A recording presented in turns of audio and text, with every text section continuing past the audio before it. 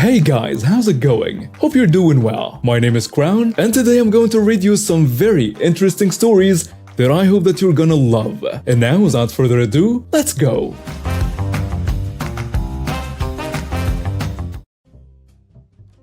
One day, my father, my cousin, and I were at a gardening store to buy some pieces to repair a sprinkler system. They were small items. We find what we need, but one of them had the tag scratched and for sure won't scan at the checkout. I said we have to find one with a proper tag, but my father said there's no need. He takes the tag off and puts the item in his pocket. Me and my cousin look at each other like, what the heck? When asked, my father said they won't even notice it. Since it had no tag, it wouldn't activate the alarm at the entrance. Two things you need to know going forward. My cousin is a police officer fresh out of the academy. My father has always had an attitude of superiority towards the children of the family. Something like, I'm your father, uncle, etc. You won't dare cross me, no matter if we're already adults with jobs in our own homes. So my cousin asks if he realizes he could have him arrested for this, to which he responds by laughing, and then he says he dares him to do it. We walk towards the registers, and while waiting in line, my cousin whispers in my ear, "You know what I'm about to do, right?" To which I reply, yes. He waited for my father to pay for the stuff he wanted to pay for and go past the alarm sensors so that the theft would be official and not just intent.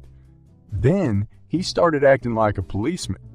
He presented himself as off-duty police, badge number, etc., loud and clear so that people would hear. Then he asked my dad to empty his pockets.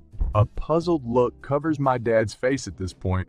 Security comes to check what's going on, and my cousin explains that he, an off-duty officer, witnessed that man putting an object in his pocket and did not pay for it. Security also asked him to empty his pockets, and there it is, the item he stole. Security detains my dad and calls 911. Police officers came and took my dad away after confirming the story with the security footage. He spent the night in jail and got hit with a fine. After that, he stopped acting like the king of the family's hill, and this would be something to laugh at for years to come. A while ago, I was working in a nursery home. I was responsible for everything HER and PR-wise, responsible for the internal and external communication, answering of questions on the phone, mail, or people that just popped in whenever they wanted. I was responsible for ordering material and doing the general administration, for preparing and evaluating everything that had to do with the politics that were involved. Long story short, I was already doing the work of around 5 full-time employees. On top of that, it was also my first job in HER, and my boss knew so. At first, she was pretty nice, and we could have good talks about the work pressure that she acknowledged was crazy, for her as well. Soon the real cracks started to show, though. Not only couldn't she help me with any of the questions I had about my job, she was asking me questions on the daily about tasks that she was supposedly doing for 20 years. I didn't understand how she didn't already know those tasks by heart, and that I, without knowledge of the history or the software, should be supposed to help her. What baffled me even more is that after barely a month, I was actually more fluent in those tasks than she was after all that time. On top of my own tasks, I was helping her with her tasks, meaning that she demanded that I came sit next to her for half a day and tell her how to do her tasks. When I said I could just do them for her, because that would actually take me less time than pointing and dictating to her what she should do, she always denied it, because she somehow still felt like she was the one getting her job done. After 1 month, she started taking extended holidays as well. Was barely at work for 30 of the time, and when she was working, she usually was tackling the people managing part of her job. Meaning, she would just walk around the nursery home and she would have cozy talks with the clients, their family, and the nurses instead of actually contributing to her job, leaving me completely to my own devices in a new job, taking on her workload and cleaning up her messes as well. Whenever something wasn't going according to the plan and I told her, she just went like, "Oh, I know how busy it is," but then never actually doing something about it. After the plan then went to crap, she was there to talk to me about my mistakes though, and how I needed to fix them immediately. One day, after she had been on holiday for 2 entire weeks, she needed to talk to me about a mistake I had made with the payment of one of our employees. She told me how the nurse had told her that I didn't put her sick days on the pay slip. I told her that I indeed hadn't, since the input of the calendar always happens a week before the end of the month, because otherwise you can't have people paid on the last day of the month, and the nurse had gotten sick in those last 3 days of the month. I don't have a magic ball that can tell me when people are going to be sick in the future, and I thought that explanation should be clear. But she kept repeating that I had made a mistake not putting those sick days in her calendar. Oftentimes, she would reprimand me on something I had repeatedly and explicitly warned her for before. But somehow, the blame was always put on me. And that was also the message she gave the nurses, who then started to treat me like crap as well. I quit and told my story in my exit interview. A week after I left, my boss fell into burnout because suddenly she had to do her own job and didn't know how to, and didn't have anyone to tell her how to. Temporary management took over and saw what kind of delusional stuff had been going on for the past 20 years in my boss's management. She got fired for it, as it turned out she had always been putting the blame on her employees, while she was the one incapable of her job. Names are changed. A friend of mine I have known for decades, James, has a son, Roy, with his ex Lisa. Lisa has a new live-in boyfriend, David, with his own kids and one on the way. Although not blood-related, Roy is my nephew. James has shared custody with Lisa as primary. Roy is 17, a year ahead in school, and a straight-A student. After obtaining his driver's license, Lisa agreed he can work for me at my company. James bought Roy a used car to drive to school and work. Kid really hasn't come into the hangout life yet. Recently, it was brought to my and James's attention that David has been driving the car and allowing his 18-year son to drive it as well. This is against the agreement for the car and has been causing Roy to have to find or wait for rides to school and work. James confronted Lisa and David, which caused a huge fight and legal threats on both sides. James and Roy installed a tracker on the car after telling David that only Roy can drive the car and anyone else who takes it will be arrested, as the car is still in James' name. David took the car after this and was stopped and arrested for unauthorized use of a motor vehicle. David retaliates by convincing Lisa that Roy should not be able to drive the car unless they are in the car, or he is running an errand for them. The courts agreed that this is within their rights on the weeks mom hasn't. Lisa is aware that he needs to drive while working, but still won't let him use the car, but has him driving the other kids to their events. So after talking to Roy and James, we developed a plan. James took the car back. I own a rental house not too far from Lisa's. Since it is currently used for short-term rentals, I moved a car I had wrapped for my company to the house and gave the key and garage code to Roy. Roy currently picks up the car on the way to school and after school takes it for work. As the car is wrapped with logos, I pay him for driving to school and school events and to drop the car off on the way home. Now, David has to fix his schedule to deal with trekking his kids back and forth, and Roy can get where he needs to. Roy's happy he can work more and no longer has to be the family's unpaid Uber. Edit for clarification. UUMV is a misdemeanor where we live. The way it was explained to me was a step under auto theft, used for when they can't prove the car wasn't going to be returned. Story starts out when I was 8.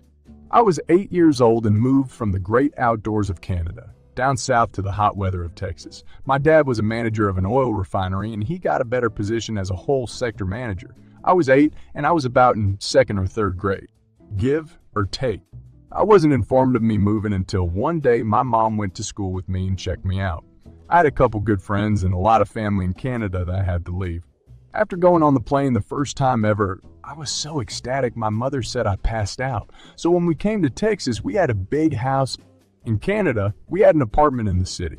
In Texas, we had a nice, grand, big house with a front yard, 6 bedrooms. I was so happy that I almost forgot I had school next week and had no friends. For anyone who has seen King of the Hill, imagine the houses being lined up. All the neighbors were really close. Our neighbor was a cop, and he had an 8-year-old son named Jonathan. Jonathan and I became best friends, and when school started after summer, he showed me around and helped me a lot. Though Jonathan told me to stay away from a boy named Ken. Ken was the school bully. He would just go around and bully kids because he wanted to. I was about 3'5" at the time. I was short. Ken was a whopping 4'2". Ken basically had 7 inches on me and 50 pounds. I was super scrawny compared to Ken. First day I got to school, I had one of the best teachers I ever had growing up. Her name was Miss Maddie. Miss Maddie was about 40 years old, though real nice. She would stay after school, help students get students bus money if they needed it. It turned out Ken and I were both in Miss Maddie's class. On the first day of school, I didn't know who Ken was, though I saw some tall kid in a black shirt. I made eye contact with him. He turned and snapped, saying, "What do you want?" R-worded. I never heard those words ever in my life, and I remember these words like yesterday. They are scarred into my head. So the year went on, and in February is where the bullying started happening. I was on the swing set, and Ken just came and pushed me off. I fell into the sand face first. He and his buddies were laughing. His buddies tagged along with him because they were mostly scared of him. I came home and told my dad. My dad told my principal, though the principal turned out to be Ken's father's mother-in-law. Of course, she would not get Ken into trouble. The principal simply told my dad, "No evidence equals no proof." My dad was furious, and he had a teacher meeting arranged with Ms. Maddie, and Miss Maddie said she will keep an eye out. So the bullying happened every day. Jonathan witnessed and helped me push off Ken one time. Now Jonathan got himself into this. Well, I almost forgot Jonathan's dad was a cop. I went to Jonathan's dad one time while he was working on his beautiful red '97 Ford Mustang. I explained to him and explained that the principal won't do anything and such. I told him Jonathan is also on Ken's target list. Basically, Mr. White, Jonathan's dad, told me that I should set up a sting. Well, I didn't know what that was, so he explained to me and I followed. Mr. White told me that he and his partner in child services would be looking through an identified car, and if they see me getting harassed, they will come and arrest Ken for excessive bullying, harassment, assault, etc. So I explained to Jonathan, and Jonathan and I made a plan and told Mr. White what was going to happen. The next day I saw Ken walking up to me and Jonathan, so we both quickly ran past him while saying something out loud. The phrase we said was, "Meet me at the back alley of Corner Street. I'll trade you the shiny Pokemon card." Pokemon cards in the school went for quite a bit of money. I knew Ken wanted that card and would do anything to get his hands on it. So I had the card, and Jonathan and I met up at Corner Street at 5 p.m. Guess who comes along at 5:10? Ken and his buddies. Basically, they walked up, and one of his buddies said, "Hey, give me the card and no one gets hurt." We saw a white pickup pull up and just quietly turn off their engines. No one noticed, not even Jonathan. I said, "No, this is my card. You've been bullying me all year. Screw off." He replied to me, "Give me the card or I will break your arm." I said no with a smirk on my face. Ken ran up with his buddies and headbutted me. Mr. White, his partner, and a child services worker jumped out of the car and rushed to the scene. They put handcuffs on Ken and his buddies and sat them down at the curb while their parents came. Ken's buddies started crying, saying that he made them do it, and they just kept crying. Mr. White wasn't going to arrest them. He was going to scare them so they would never bully again. Then Ken started crying, saying how he's sorry and he will never bully again. They bring in a squad car, load them up, and take them to juvie. Mr. White told me this after it happened. In juvie, they put them in a holding cell, scaring the living crap out of them. Ken and all his buddies were crying for forgiveness. Then Mr. White led them. They're still handcuffed around juvie and showing them what kinds of kids are there.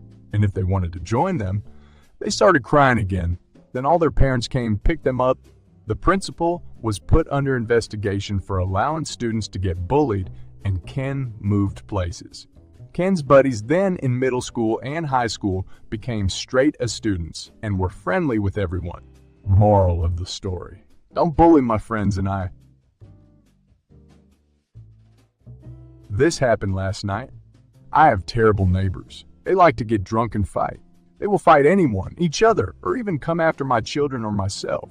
Well, last night was no exception. They were getting rowdy and hollering.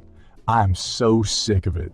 They were throwing stuff into the road, playing in traffic, screaming, making a scene. I'm not feeling great, so I was in bed with the window open. I turned on my lamp, got up to the window to close it, and they saw me. Of course, that started a new round of yelling obscenities at me. I just shook my head. The window is quite big and heavy, and like I said, it is not feeling great, so it was taking some time to close. She yells something along the lines of, "You enjoying this show? Why don't you record this? Your security cameras are not working. Why don't you call the police if you really want to see a show?" I had no intention of involving myself. I just wanted to not hear them. But then I remembered my internet was down and my security cameras weren't working at the moment. So I propped up a spare phone on my window and started recording while I called the police, per their request. I gave the police a play-by-play, which they could clearly hear in the background, their names and the address. Within a few short minutes, there were several police cars surrounding their place and mine. The woman ran inside to hide. The man ran to his van to drive off, and the two children were roaming my front yard in just their underwear. I knew they had small children, but had assumed they were in bed because I hadn't seen or heard them. Did I mention it was 10 p.m. and raining?